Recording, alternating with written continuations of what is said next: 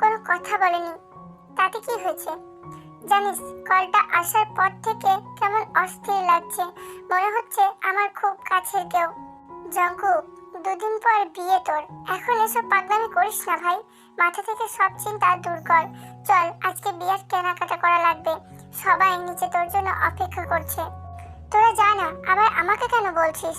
চুপ, কোনো কথা বলবি না, চল। এই বলে সুগা জঙ্কুককে টেনে নিয়ে গেল। এই কাইটা কেন কল ধরছে না?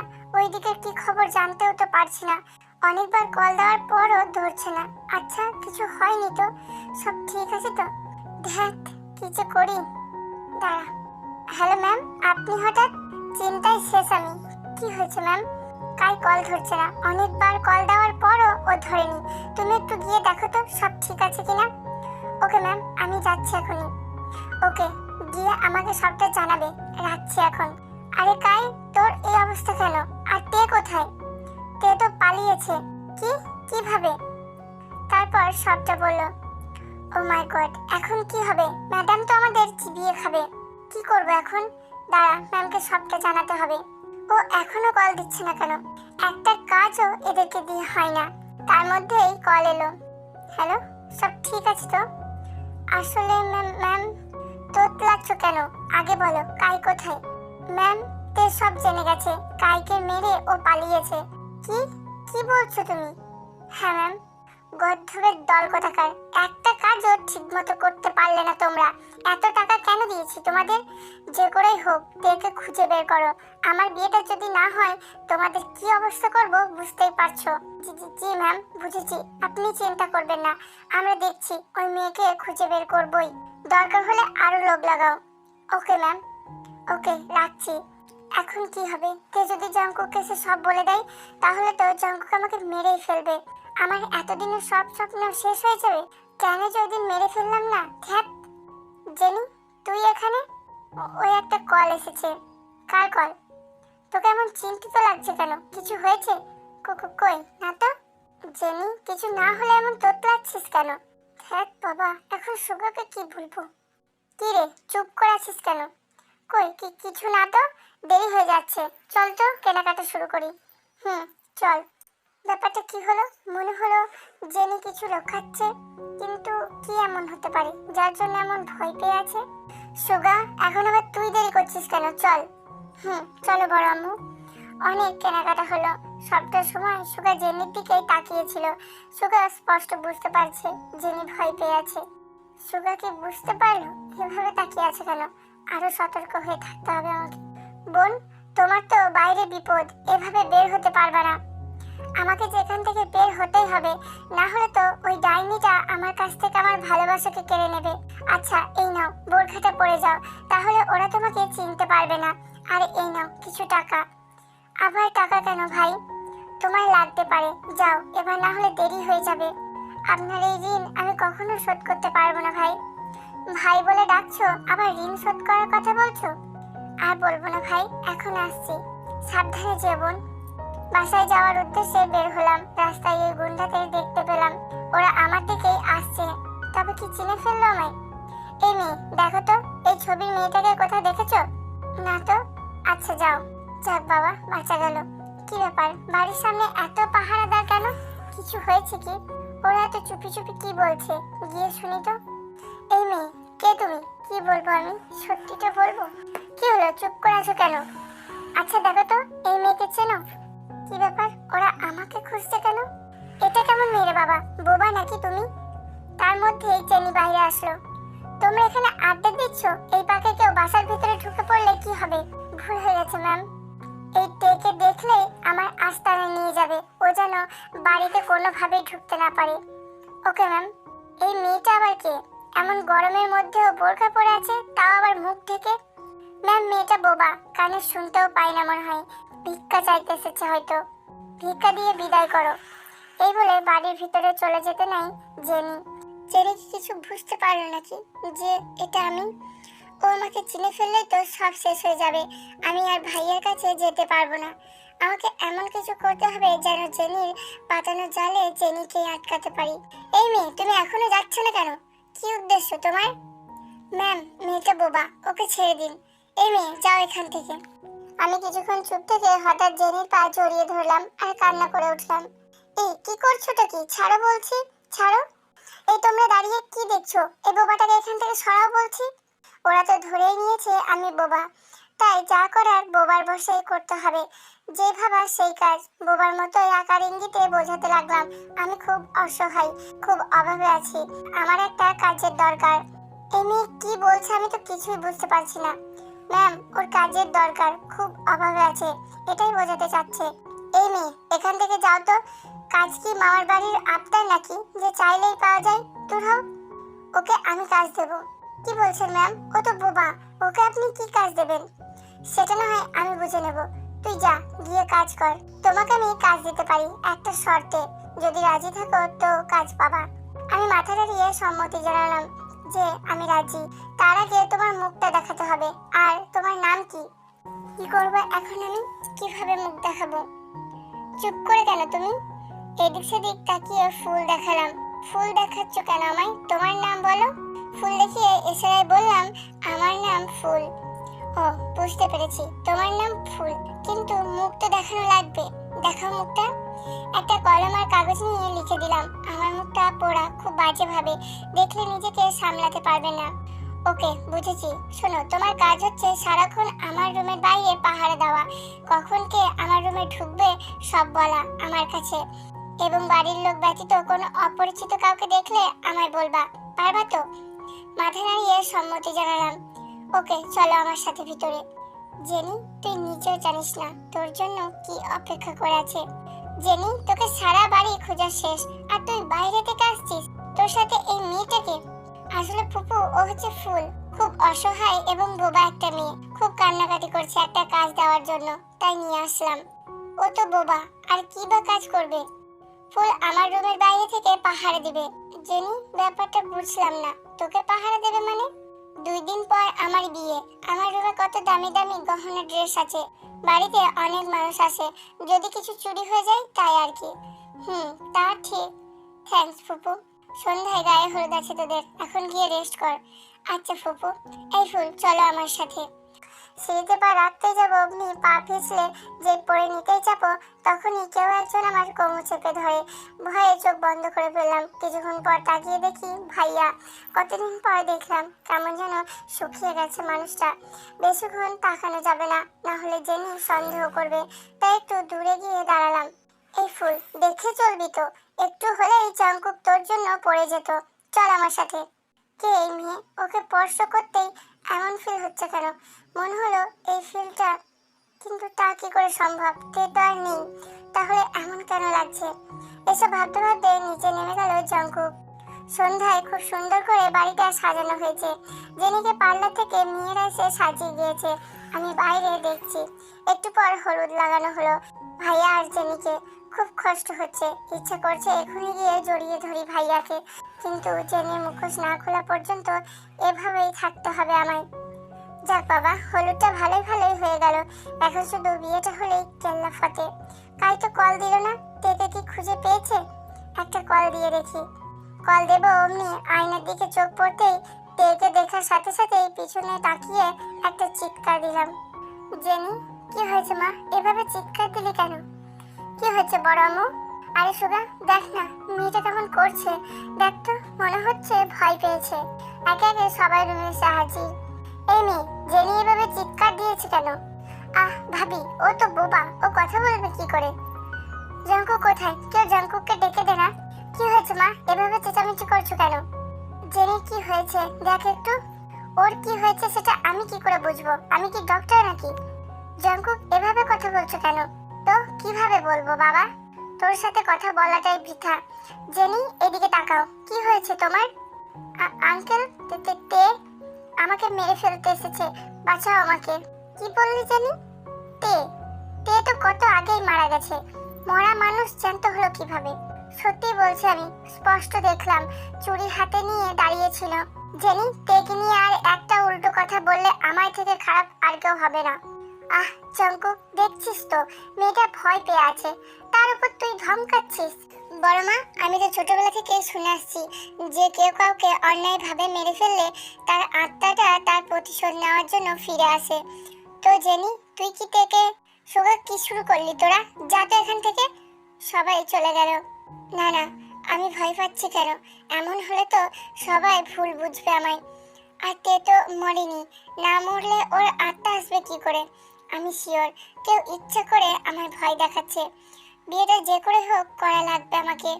কি রে মা, কি ভাবছিস? কিছু না ফুপু, তুমি যাও, অনেক রাত হয়েছে। আচ্ছা মা, সাবধানে থাকিস, কাল তাড়াতাড়ি ওঠা লাগবে কিন্তু। আচ্ছা ফুপু, মনে আছে আমার। ফুপু চলে যাওয়ার পর ফুলকে ডেকে বললাম, তুই আমার সাথে ঘুমাবি আজ।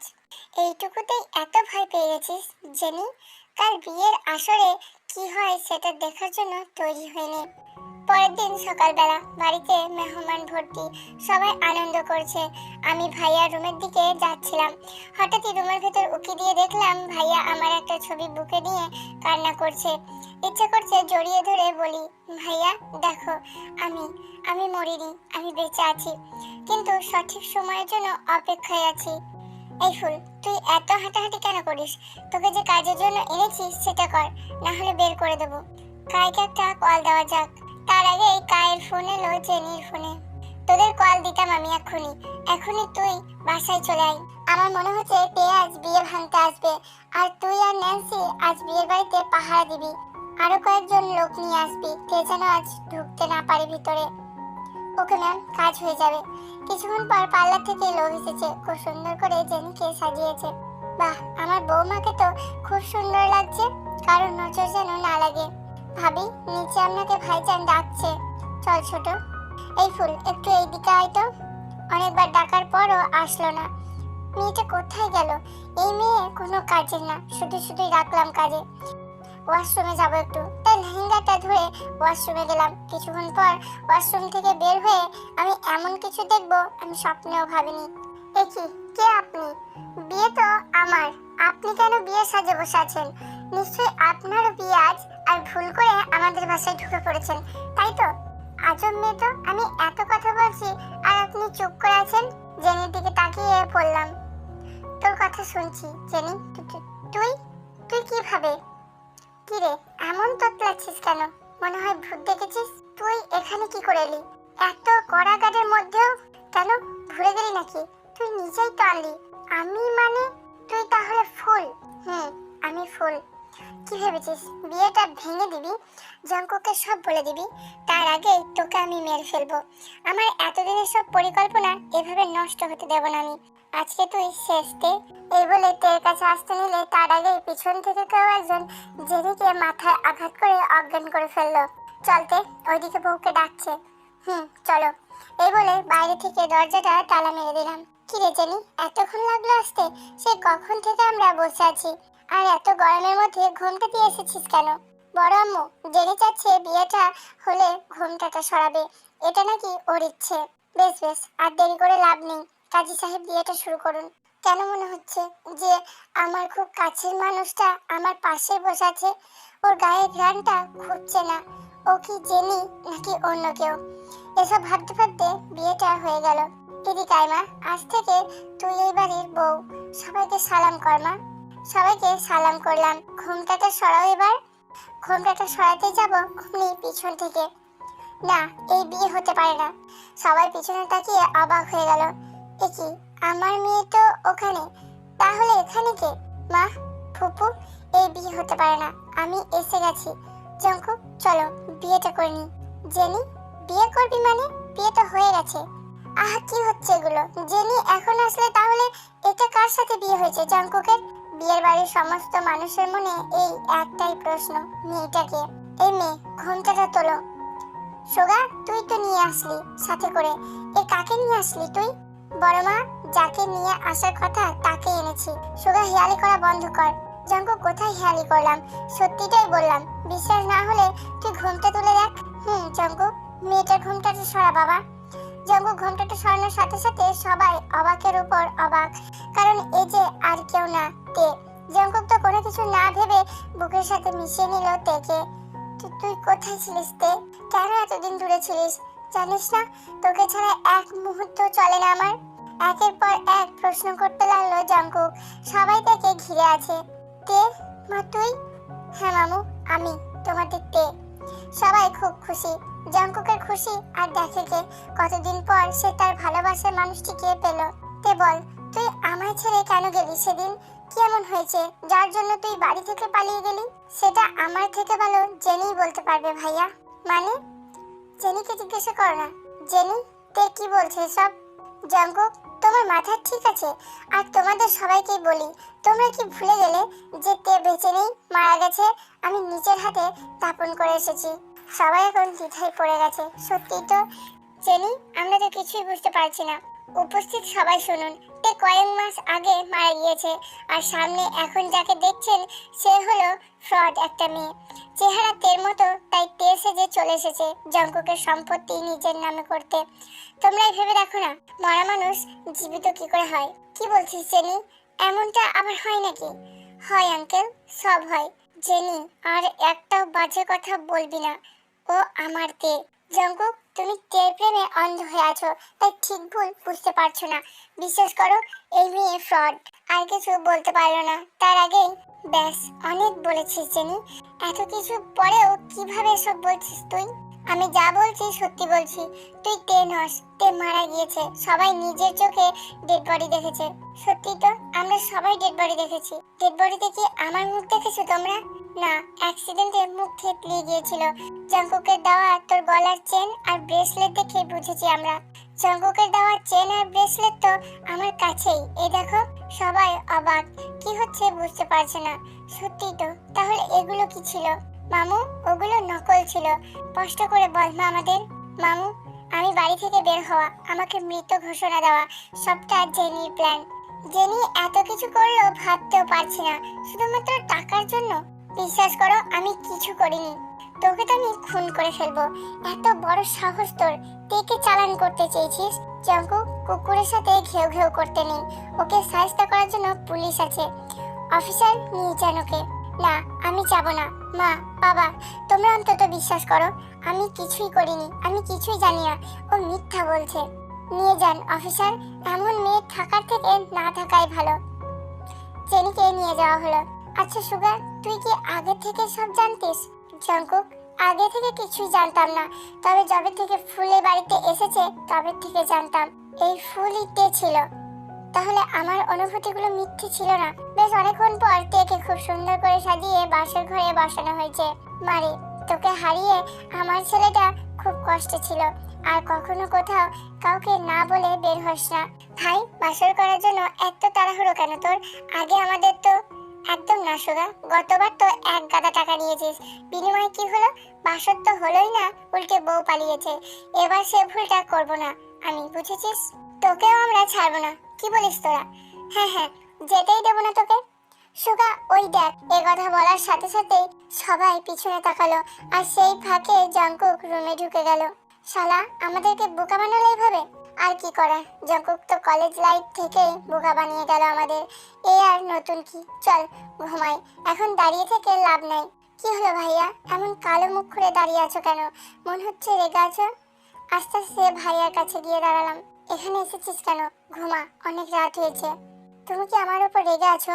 শুধু শুধু তোর উপর রাগ করতে যাবো কেন আমি? সরি ভাইয়া, এই দেখো কান ধরছি। সরি বলার কারণ কি? আমি বুঝতে পেরেছি তুমি রাগ কেন করে আছো। ওই মুহূর্তে পালিয়ে যাওয়া ছাড়া আর কোনো উপায় ছিল না ভাইয়া। আর সবটা তো বললাম সবার সামনে। বলেছিস, কিন্তু আমি কি এতটাই পর হয়ে গেছি যে আমায় একটিবার না বলে পালিয়েছিস? বুঝতে পারিনি তো। এই তোমাকে ছুঁয়ে কথা দিচ্ছি, আর কখনো এমন করব না। যাই হবে সব তোমায় বলবো, কোনো কিছুই লুকাবো না। এবার হাসো। যা যা বলেছিস মনে থাকবে তো? থাকবে। পাগলি আমার, বলে জড়িয়ে ধরলো জঙ্কুক। তোকে খুব ভালোবাসি। আমিও অনেক ভালোবাসি ভাইয়া। এখনো ভাইয়া? দেখা যাবে আমাদের বাচ্চা আমায় মামা বলে ডাকবে। তুমি আমার কাছে ভাইয়াই থাকবে। তে জঙ্কুককে জড়িয়ে ধরলো। তেকে নিজের সাথে পুরোপুরি মিশিয়ে নিল জঙ্কুক, আপন করে নিল। আজ পেল তাদের ভালোবাসার পূর্ণতা। দুজন দুজনকে সত্যিকারের ভালোবাসলে, মন থেকে চাইলে যত বাধা বিপত্তি আসুক তাদেরকেও আলাদা করতে পারে না। দিন শেষে তারা এক হবেই। পবিত্র ভালোবাসার বন্ধনে বাধা পড়বেই, যেমন তে আর জঙ্কুক পড়েছে ভালোবাসার মায়ার বন্ধনে।